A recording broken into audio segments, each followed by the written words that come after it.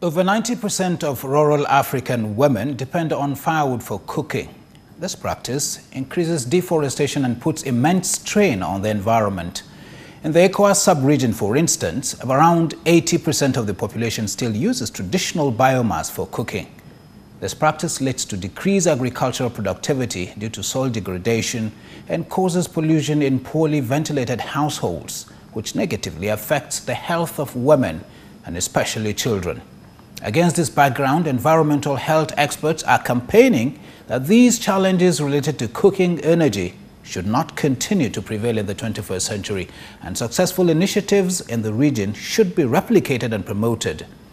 Renewable energy sector, therefore, focuses on increasing access to sustainable energy options, thereby contributing towards poverty eradication.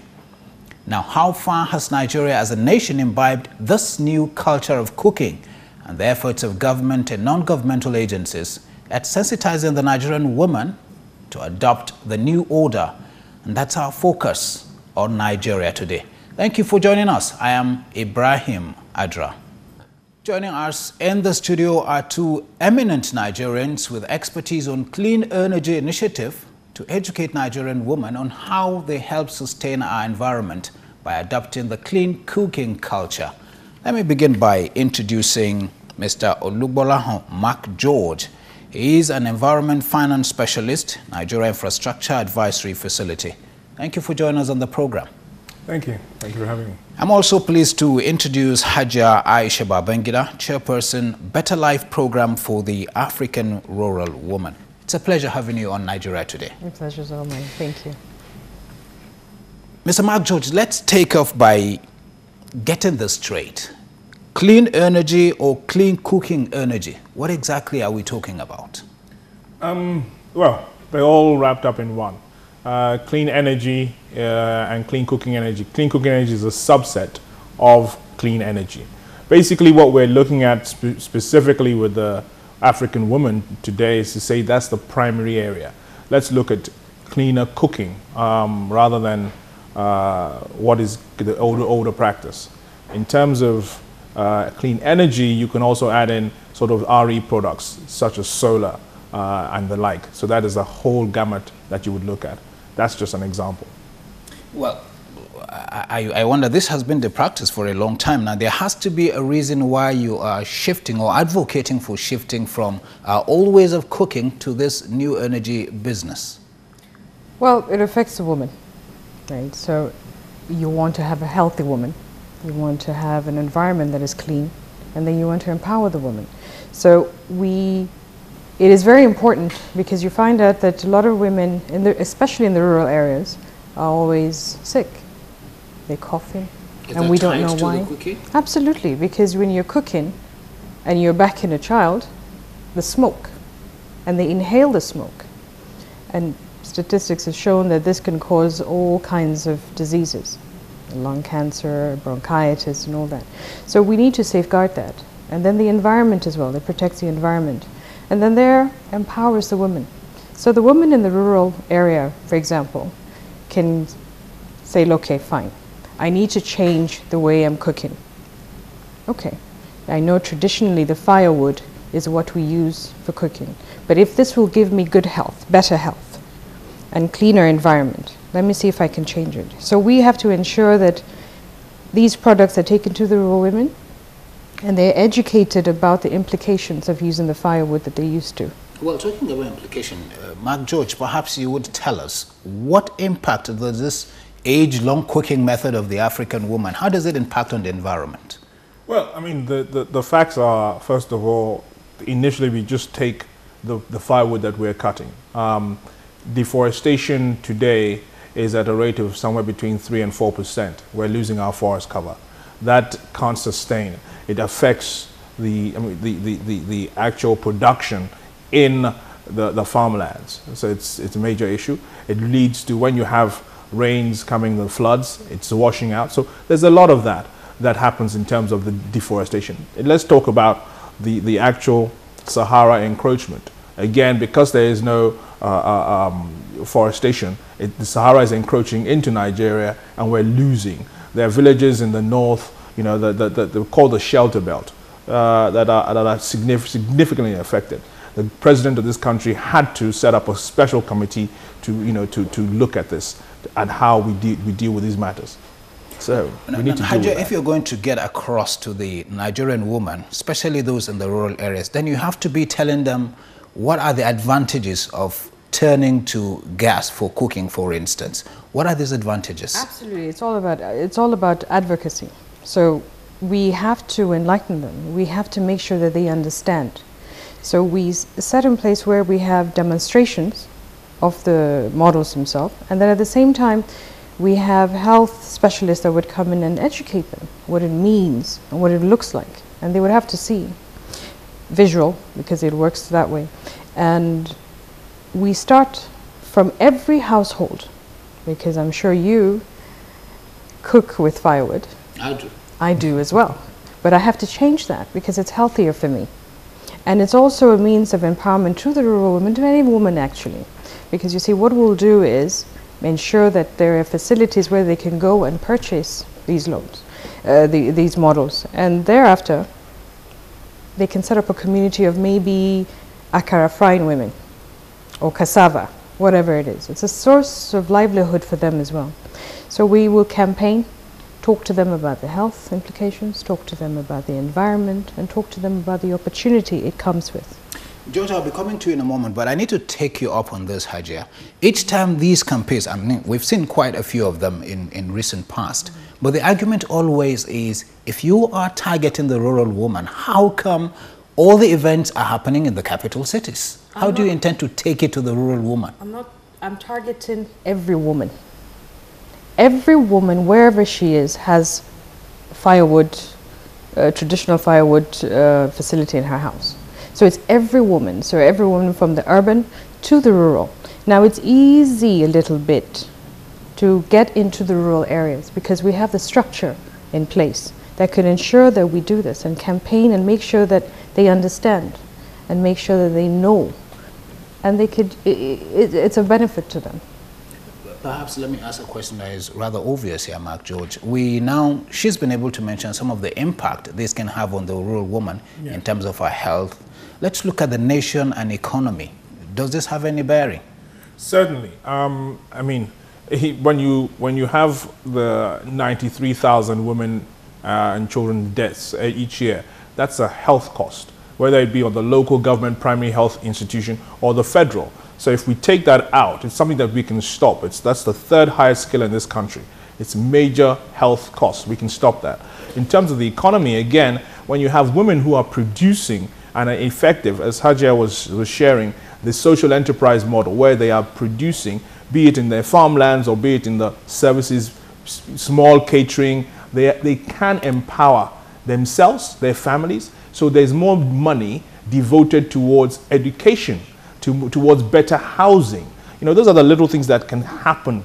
I'll give you an example. We did a project in Niger State where we installed an industrial cooker, a biomass cooker in one of the state's boarding schools demonstration. They used to buy 44,000 naira worth of firewood on average. Today they spend 7,000 naira still on firewood, but using an improved cook stove. That is a difference, a massive gulf. That's saving for the state government. You can see, not to talk about if it were a household. It's the same cooking stove that a household would now be using for their business. So that's in the little ecosystem, it can have significant influence. And as people get more productive and they stay on the land, we will have the agricultural value chain will change. Our nation, we talked about the economic challenges, deforestation, desert encroachment, all of that will start to, at least if not halt, if not move forward, we will halt that sort of challenge. When you talk of clean energy, one thing that really comes to mind is cooking with gas, right? There are security concerns here, security issues, safety issues. How do you intend to address this? Well, actually, let me go back to what my colleagues just said. And it has a huge potential for the nation in terms of that we can introduce biofuel, right? This is things that could be locally gotten available. And then we can introduce women empowerment, for example, setting up industries or where women are producing these stoves. So that is huge. And then we're taking care of all the welders as well. So we can end up producing our own stoves for our market and eventually for Africa as well. So this is a good thing for the nation, right? And then we create an empowerment to a certain group of women, for example, or youth that could teach the women how to maintain what they bought. Maintenance. It's all about that. So it all goes. So it's a good thing for the nation. It's a good thing for us as well. So the security, in terms of safety, it is all part of it, because you see, every woman in her house, the firewood, for example, I mean, with fire, and the huts are made out of mud, all that, and then they have the straws. It's fire, yes. Right? So these are protected. They're all enclosed, right? So you don't have a chance of that. And we have the coal, we have the biofuel as well, which is safe when they're using it for cooking. All right, if you're just joining us, the program is Nigeria Today. We'll take a break. When we return, we continue our conversation on clean energy for the Nigerian woman. Stay with us. Thank you for staying with us. Now, Haji, I'll still take you up before we move on. There are so many other competing problems, challenges the Nigerian woman is facing. Mm-hmm. I'm interested, and I'm wondering, why did you pick this area of all other areas? It's all in one. It's all about the woman. So you see, I'm educating her. She needs to be educated. She needs to have skills, basic skills. She needs to learn about her health. She needs to learn about her environment. And she needs to make some money out of it. Some money to look after her family and to create an enabling environment. This will serve the nation as well. So it's not just something that we picked and decided this is. It's all about a woman. It's all about a woman. So this is what would help a woman.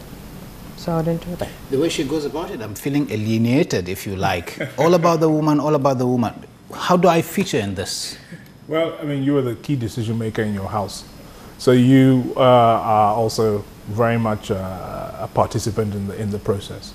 But the reason why I think Hajia is saying it's all about the woman, the actual practice, the actual implementation of the decisions that you jointly make in your household falls upon the woman. And the woman is the linchpin of the household, looking after the entire family. So that's why it's critical that we work with them, because they are the ones that implement the children in school, whether there's a problem, going to hospital, all those sort of things. Of course, the cooking, all of those issues. We as the men, we tend to be go out and make it happen, but we're not practically implementing. So seriously, we have a role to play in here. Certainly, yeah. Very much so. That's good to know. Very important. That's good to know.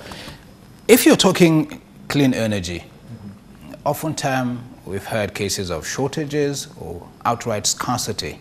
Okay. So I need you to talk to me about accessibility, that's one, and indeed affordability. Okay, great. Today, we are, most people don't understand this, but Nigeria is actually a gas nation rather than a hydrocarbon nation, i.e. oil. We have more gas than we have oil. That's the first thing. Today, the domestic allocation from the gas gathering facilities has increased and doubled. So there is more than enough sufficiency. We have all of the marketers in the country who pioneer gas have significant investments towards improving accessibility for LPG to the populace. Very, very much so. Today you can get gas at any well-sized retail station. So it's there. In terms of affordability, we've also started to work with them to work on doing certain things, to provide consumer financing schemes, to make it cheaper, to make it affordable for the people. You mentioned safety a little bit earlier on. Again, standardization has come into play. So what the old days of where you would have cylinders which were not tested, were not standardized, that is also a thing of the past. Obviously, there's still some in the system, but most marketers are trying to retrieve and refill that and introducing smaller versions, new, well-standardized facilities. I'm wondering, Madam, Is this something you're going all on your own, or there is some sort of collaboration between your agency and any government outfit for that matter? Well, this is in collaboration with NIAF, and this is on the DFID. But I'm here not as my project. I'm here as the nation's project.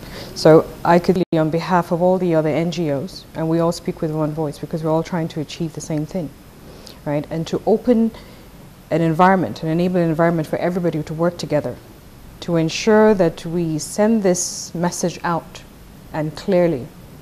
So if I am standing here, I'm standing on behalf of everybody, and on behalf of all the NGOs, and I'm trying to get the government to understand the implications of not enforcing these rules. So also it has this legislative area as well that needs to be looked into as well. So we have to work together, just like you have to join us in this campaign too, because you're going to help us bring it out so everybody understands and appreciates it and then uses stoves. She did mention government back there. Yeah. What is it that government should be doing differently so that together we achieve this goal that you set out to achieve? Well, the government has a number of roles to play. Primarily sensitization. Policy obviously needs to be worked upon. There are a number of different policies, as Hajia mentioned, that enable initiatives that need to be taken and decisions made at the legislature and also at the executive to make these things better access and better affordability. That's the basic bottom line. Prioritize it. I know that the various different government institutions are involved and are working on it. As NIAF, the Nigerian Infrastructure Advisory Facility, we provide technical assistance to the federal government, state government, and to like-minded business member organizations, NGOs. And we are doing that. We are in engagement, working with our various different partners. We have the Federal Ministry of Environment, which is a key partner. We have the Federal Ministry of Power.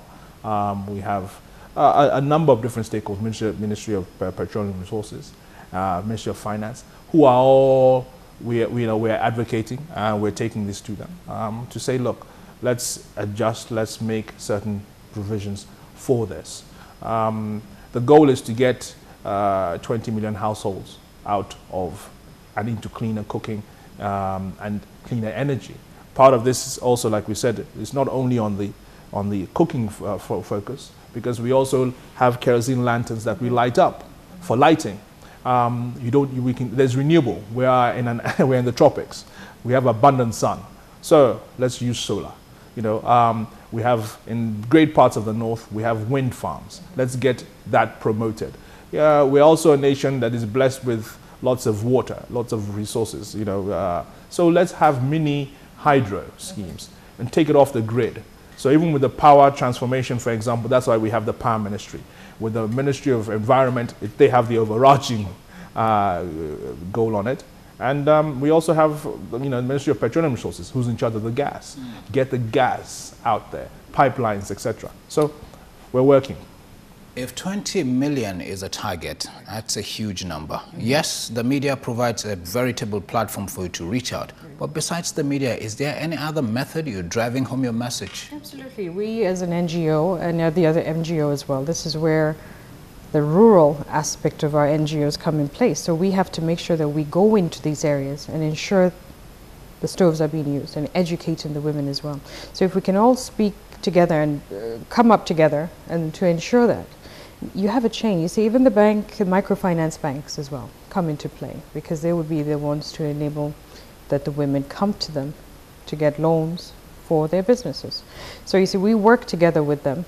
We work together with all the relevant agencies as well and ensure that we actually go. We're going to come up with pilot schemes in different states to make sure that we go. Launch, initiate, talk, sensitize them, and then we'd start purchasing and buying from there as well. And then we go on from all the states as well and ensure this. And I think it's doable.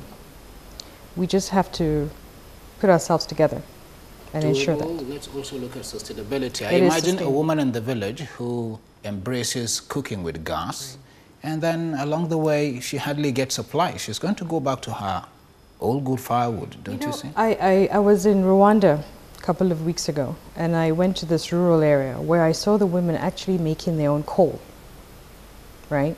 From cow dungs and all that. So what is stopping us from doing that?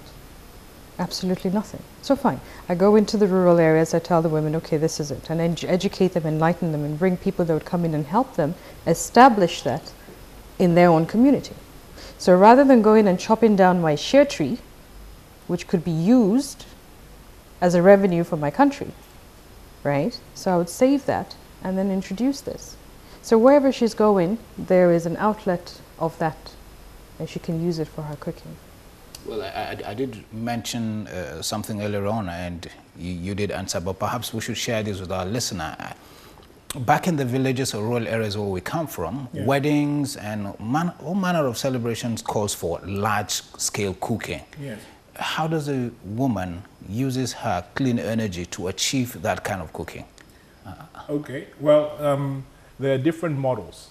There are industrial models. When I mentioned earlier on the demonstration that was done in the boarding school, it was an industrial model that was used, and it's a 180-liter pot that cooks, that saves, and has an 80% efficiency, which, by the way, has been manufactured in Nigeria. So we have it. Like I just said, we have a whole way of doing it. The woman in the village who wants to cook and stuff, yes, it's not the traditional small, cleaner, efficient cook stove. However, a village can buy one, and it can be used. We're not cooking and doing industrial cooking every day, but if one village has it and it is circulated when there are different things, that's the way to acquire it. Like Haja said, the social enterprise model where we share. The question you asked about gas, like I said, it is the key person in that village that will be a sub-distributor or whatever it is that would go and would have a stock to share with her people, empowering her and her business so the people do not have to go too far. The model is very clear. There is a model called Rural Woman Enterprise Model, which is exactly that. The women know themselves, and they, once a week she comes to the big city or to the nearest town, picks up enough supplies and takes it back. As we begin to round up, let's start this partnership. Here in NTA, we identify with very good cause and objectives. So I'll give you the opportunity to reach out to every woman that is watching this program. Don't worry, I won't charge you for it. Tell her a message as far as this initiative goes. Well, first you have to consider your health, and remember that your health is important. And cooking with these firewood is dangerous for you. We are aware of it now. I know that your food tastes good with the firewood, but I'm sure it'll taste better and healthier with the stoves as well. So look at that, and then look at the potential it has. It has a business potential for you to make your own livelihood, I suppose. That way you can help your husband, help your community, help your nation as well. And you have shared, and then at the same time you're sharing this with your friends, you're sharing this with the next person, and I think it is something they can understand. On a final note, if anybody is going to bear the burden of paying for gas or whatever clean energy, it will have to be you and me. So what message do you have for the men? Embrace this. This will save you money, because don't forget, you are paying education bills, you are paying hospital bills, and your house, yes, you want that lovely aroma, but you want your wife to be next to you for the next 20, 30, 40, 50 years, rather than running up and down to the hospital, rather than doing this. And your business, your environment must be looked after. Well, on that note, I must thank you both for finding time to come on this program. Mr. Olugbolahan Mark George is an environment finance specialist, Nigeria Infrastructure Advisory Facility. Thank you again for coming. Thank you. Aisha Babangida, Chairperson, Better Life Program for the African Rural Woman. It's a pleasure to have you in Nigeria today. And I wish you more successes as you go about spreading the gospel of clean energy. Thank you. Nice to have you here. Thank you. My name is Ibrahim Adra. That's our program for today. Stay with us.